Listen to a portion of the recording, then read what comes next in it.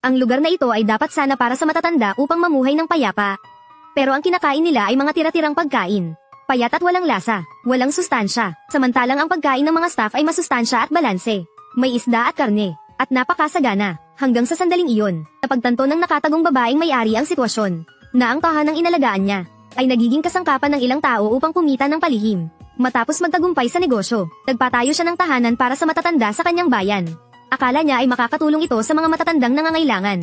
Hanggang sa araw na iyon, may isang tao ang nagdala ng bangkay sa harap niya, na sinasabing ang tahanan niya ang pumatay sa ama nito. Upang ipaghiganti ang ama, handa pa itong isama siya sa kapahamakan. Baga may Eurotatak pangalakal na ayos ang lahat.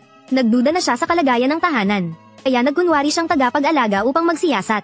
Sa unang araw ng trabaho, napansin niyang maalaga ang mga tagapag-alaga sa matatanda. At, ang mga anak ng matatanda ay kontento sa paligid. Iniisip nilang ang lalaking nawalan ng ama, ay nag-iimbento lamang ng gulo. Hindi nila napansin, ang pag-aalangan sa mata ng mga matatanda.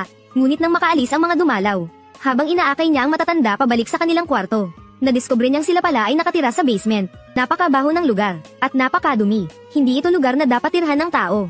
Samantalang kakadagdag niya lang ng 2 milyong donasyon para sa bagong dormitoryo. Bakit hindi doon naninirahan ang matatanda? At sa basement pa sila inilalagay? Hindi naglakas loob ang matandang babae na sumagot. Ngunit sinabi ng isang matandang lalaki sa tabi, na kahit gaano kaganda ang itaas ay walang silbi. Dahil ang mga kwarto roon ay tinitirhan ng mga kamag-anak, ng mga pinuno ng tahanan. Hindi makapaniwala ang babae. Hindi ba sila natatakot na mabuking ng tagasuri? Ngunit sinabi ng matanda na kapag dumarating ang tagasuri, pinapaganda ng pinuno ang mga matatanda, at tinuturuan ng tamang sasabihin upang malinlang ang tagasuri.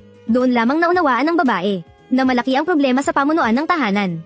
At ang sumunod ay mas nakakagulat pa. Isang paralisadong matanda ang nadumihan ng kama. Marahas siyang inilipat ng tagapag-alaga sa wheelchair. Hindi man lang nilinis ang dumi sa kanyang katawan. At isinuot agad sa kanya ang pantalon, na hindi man lang hinugasan. Hindi maintindihan ng babae kaya nagtanong siya, kung bakit iba ang pakikitungo nila kumpara kaninang umaga. Ngunit sinabi ng tagapag-alaga na umalis na ang mga pamilya, at wala ng oras upang paglingkuran pa ang matatanda. Nang tumikim lamang ang matanda ng bahagya, ay sinampal siya ng tagapag-alaga. Hindi napigilan ng babae ang pagsaway.